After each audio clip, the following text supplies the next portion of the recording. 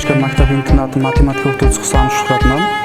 O'tgan yildan boshlab maktabimizda STEM fanlarini chet tilida Cambridge dasturi asosida o'qish yo'lga qo'yilgan. Men o'tgan yildan buyon o'quvchilarga matematika fanidan ingliz tilida ta'lim berib kelmoqdaman. Hozirgi kunda davlatimiz tomonidan o'qituvchilarga keng imkoniyatlar yaratilmoqda. Bu imkoniyatlar tufayli biz xalqaro tajribalarni o'rganib, o'quvchilarga yetkazish imkoniga ega bo'lmoqdamiz.